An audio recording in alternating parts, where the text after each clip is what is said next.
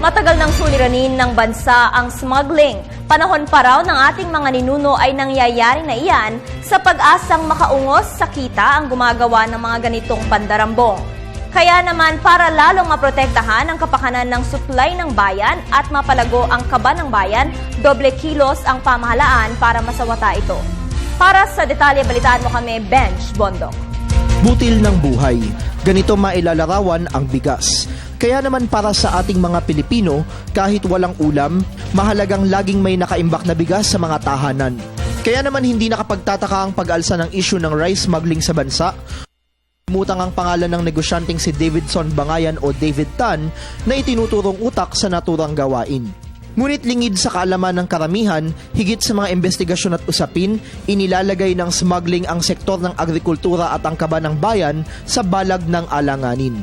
Noong 2012, tinatayang 1.5 milyong metriko tonelada ng bigas ang pumasok sa bansa. Ngunit kung ang datos mula sa pamahalaan ng pagbabatayan, lumalabas na nasa 600,000 metriko tonelada lamang ang dami ng bigas na dumaan sa legal na importasyon. Dahil sa smuggling, nasa 7 bilyong piso ang halagang nawawala sa lokal na industriya ng bigas ng bansa taon-taon.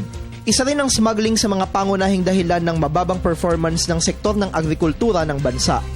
At dahil kadalasang mas mura ang bentahan ng mga smuggled na produkto gaya ng bigas, ito ang tinatangkilik ng mga mamimili. Sa pag-aaral naman ng Global Financial Integrity, isang anti-graft and corruption watchdog mula sa Amerika, nasa $1.4 billion o 65 billion pesos ang nawawala sa kaban ng bansa taon-taon dahil sa smuggling. Mula 1960 hanggang 2011, nasa $400 billion naman ang kabuang halagang nawala sa Pilipinas.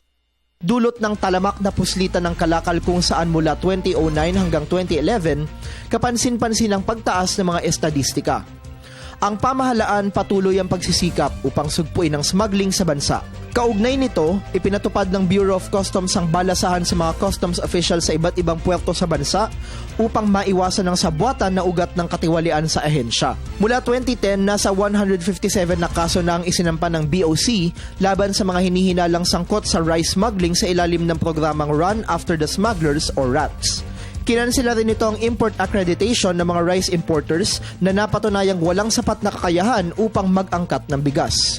Patuloy rin ang investigasyon ng NBI upang matukoy ang mga nasa likod ng mga sindikato ng smuggling at masawata ang talamak na pagpupuslit ng mga produkto na sumisira sa mga lokal na industriya ng bansa.